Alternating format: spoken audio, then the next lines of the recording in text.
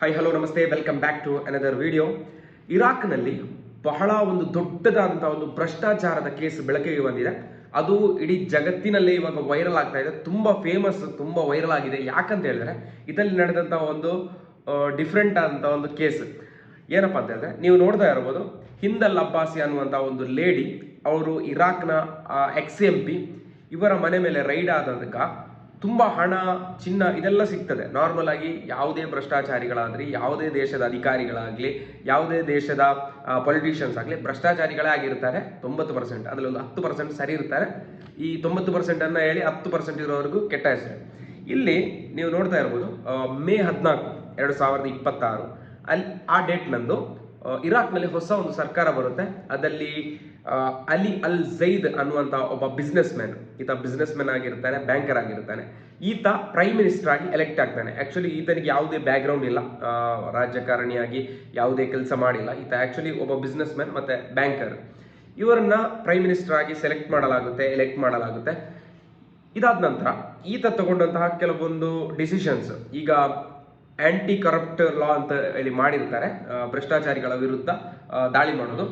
ಹಾಗೆ ಇರಾಕ್ನಲ್ಲಿ ತುಂಬ ಕಡೆ ಸಾಧಾರಣ 57 ಪೊಲಿಟಿಷಿಯನ್ಸ್, 57 ರಾಜಕಾರಣಿಗಳು ಮತ್ತೆ ಸರ್ಕಾರಿ ಉದ್ಯೋಗಿಗಳು ಮತ್ತು ಉನ್ನತ ಅಧಿಕಾರಿಗಳ ಮನೆಗೆ ದಾಳಿ ಮಾಡಿದ್ದಾರೆ.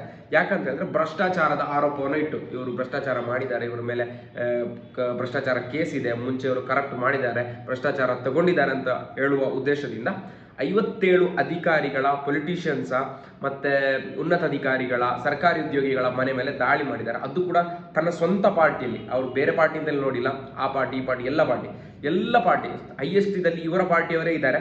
ಎಲ್ಲರ ಪಾರ್ಟಿಯ ಮೇಲೆ, ಅಧಿಕಾರಿಗಳ ಮೇಲೆ ದಾಳಿ ಮಾಡಿದ್ದಾರೆ.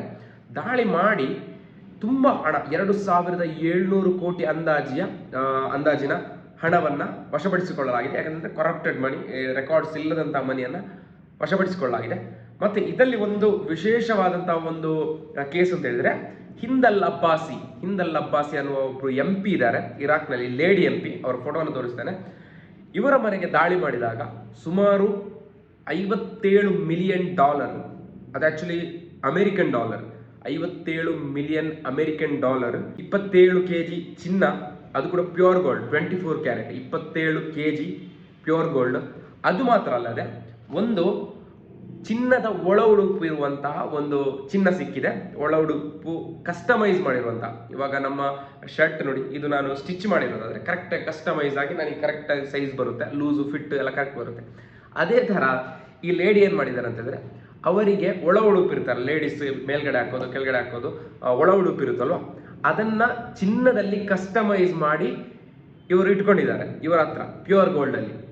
ಅಲ್ಲ, ಚಿನ್ನ ಕತ್ತಿಗೆ ಸರ, ಚೈನು, ಕಾಲ್ಗೆಜ್ಜೆ ಆ ಥರ ಎಲ್ಲ ಹಾಕೊಳ್ಳೋದು ನೋಡಿದೀವಿ. ಇದು ಏನಿದು ಒಳ ಉಡುಪು ಮಾಡಿ ಹಾಕೊಳ್ಳೋಕ್ಕೆ ಕಸ್ಟಮೈಸ್ ಮಾಡಿ ಅದನ್ನು ತಂದು ಇಟ್ಕೊಂಡಿದ್ದಾರೆ. ಈ ಫೋಟೋ ಇಂಟರ್ನೆಟ್ನಲ್ಲಿ ಭಾರಿ ವೈರಲ್ ಆಗಿದೆ, ಭಾರಿ ಸದ್ದು ಮಾಡಿದೆ, ಭಾರಿ ಚರ್ಚೆಗೆ ಗ್ರಾಸವಾಗಿದೆ.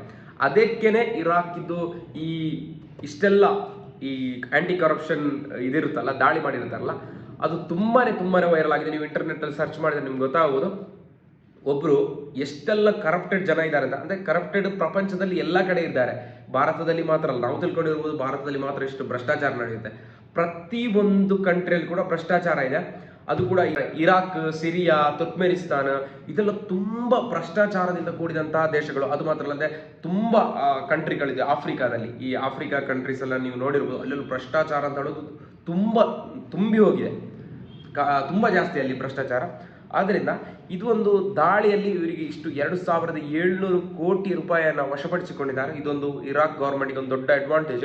ಇನ್ನೂ ಕೂಡ 57 ಅಧಿಕಾರಿಗಳನ್ನ ಇನ್ನೂ ಕೂಡ ತನಿಖೆ ನಡೆಸ್ತಾ ಇದ್ದಾರೆ. ಅದು ಕಂಪ್ಲೀಟ್ ಆಗಿಲ್ಲ, ಆಲ್ರೆಡಿ ಆಗ್ತಿರ್ಬೇಕಾದ್ರೇನೆ ಇಂತಹ ಒಂದು ನ್ಯೂಸ್ ಬಂದಿದೆ. ನೋಡೋಣ ಇನ್ನು ಏನಾಗುತ್ತೆ, ಏನೆಲ್ಲ ಡೀಟೇಲ್ಸ್ ಬರುತ್ತೆ ಅಂತ ಹೇಳಿ. ಬಟ್ ಮನುಷ್ಯರು ಎಷ್ಟೊಂದು ಅತ್ಯಾಗ್ರಹಿಗಳು ಅಂತ ಹೇಳಿದ್ರೆ, ದುಡ್ಡು $57 ಮಿಲಿಯನ್ ಅಂತ ಹೇಳಿದ್ರೆ ಇಂಡಿಯನ್ ರುಪೀಸ್ಗೆ ಕನ್ವರ್ಟ್ ಮಾಡಿದ್ರೆ ಸುಮಾರು 500 ಕೋಟಿ ಆಗುತ್ತೆ. ಇದು 500 ಕೋಟಿ ಇವರಿಗೆ ಕ್ಯಾಶ್ ಸಿಕ್ಕಿದೆ, 500 ಕೋಟಿ ಕ್ಯಾಶ್, ಮತ್ತು 27 kg ಚಿನ್ನ, ಅದು ಬೇರೆನೆ. ಅದರದ ಅಮೌಂಟ್ ಲೆಕ್ಕ ಮಾಡಿದ್ರೆ ಇನ್ನೆಷ್ಟಾಗುತ್ತೋ ಗೊತ್ತಿಲ್ಲ. ಮತ್ತೊಂದು ಕಸ್ಟಮೈಸ್ಡ್ ಅಂಡರ್ವೇರ್, ಗೋಲ್ಡ್ ಪ್ಲೇಟೆಡ್, ಗೋಲ್ಡಲ್ಲೇ ಮಾಡಿದ್ದು ಅಂತ ಅಂಡರ್ವೇರ್ ಇಲ್ಲಿ ಸೀಸ್ ಮಾಡಿದ್ದಾರೆ ಅಧಿಕಾರಿಗಳು. ಇನ್ನು ಏನೆಲ್ಲ ಇದರದ್ದು ಅಪ್ಡೇಟ್ ಬರುತ್ತೆ ಕಾದು ನೋಡೋಣ. ಎಂತೆಲ್ಲ ಜನ ಇದ್ದಾರೆ. ತುಂಬ ಇಂಟ್ರೆಸ್ಟಿಂಗ್ ಆಗಿದೆ story. Thank you for watching.